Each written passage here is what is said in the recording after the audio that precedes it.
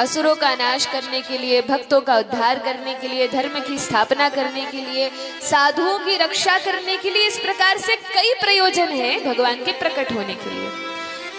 लेकिन एक बात बताइए, यदि असुरों का ही विनाश करना है तो क्या भगवान अपने किसी अन्य भक्त पार्षद को नहीं भेज सकते कि जाओ जाकर इनका वध करो?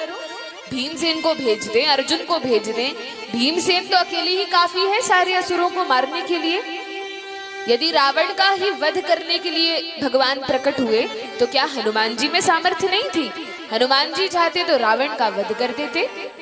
वो तो क्योंकि रामचंद्र जी की आज्ञा नहीं थी इसलिए नहीं मारा। तो भगवान अपनी शक्ति को स्थापित करके किसी भक्त पार्षद को भेज देते। तो कहा कि इसलिए तो भगवान का अवतार नहीं हुआ। ये बात तो सही है कि भगवान आए तो भगवान ने असुरों का भी वध कर दिया, लेकिन ये प्रयोजन था तो नहीं, ये प्रयोजन तो नहीं था। तब कहा नहीं नहीं, भगवान तो साधुओं की रक्षा के लिए आए।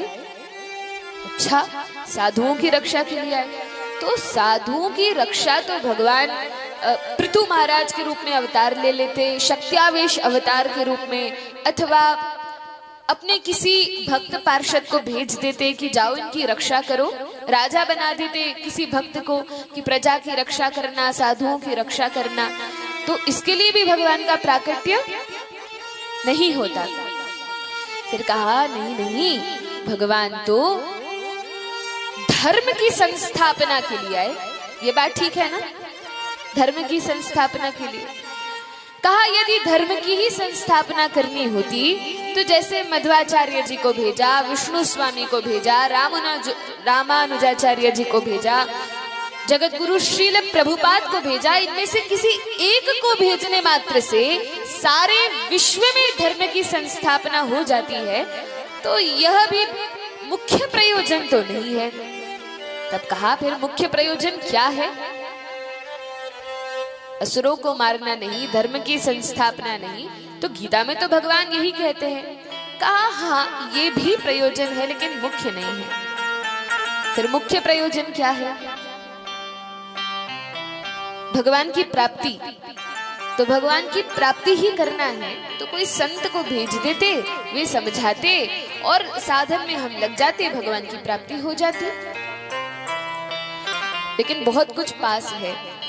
बात यही है, भगवान आते क्यों हैं? तो कहा कि भगवान इसलिए आते हैं कि जब वे इस पृथ्वी पर आएंगे और वे लीला करेंगे, और जब भक्त उन लीलाओं को देखेंगे, कुछ भक्त उन लीलाओं में सम्मिलित होंगे, कुछ उस समय पर पृथ्वी पर विराजमान होंगे, कुछ उन लीलाओं के बाद जन्म लेंगे जैसे हम सभी लोग, और बैठकर उनकी कथा कीर्तन करेंगे। और जब कोई कथा कहेगा और बाकी भक्त कथा सुनेंगे तो कथा करने से, सुनने से सभी का कल्याण होगा। इस कारण भगवान का अवतार होता है, क्योंकि केवल लीला कथा के माध्यम से जब भगवान की लीलाओं को सुनेंगे तब जीव का चित्त, हृदय पवित्र होता है, शुद्ध होता है, कल्मश रहित होता है और वह जीव भगवत धाम को प्राप्त करता है।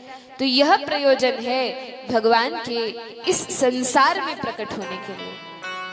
और जो प्रेमी भक्त हैं भगवान के, इससे भी सुंदर प्रयोजन यह है कि भगवान असुरों को तो वध कर सकते हैं अपने संकल्प मात्र से। किसी असुर को मारना है, भगवान संकल्प कर ले कि यह मर जाए तो क्या वो जीवित रह सकता है?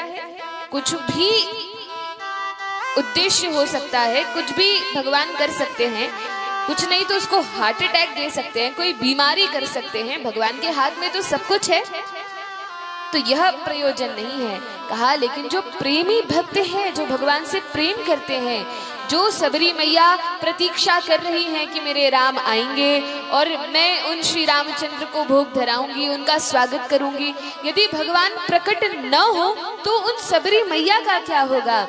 यदि भगवान प्रकट न हो तो उन यशोदा मैया और नंद बाबा का क्या होगा, जो आस लगाए बैठे हैं कि हमारे लाला का जन्म होगा, तब हम खूब दूध दही माखन खिलाएंगे।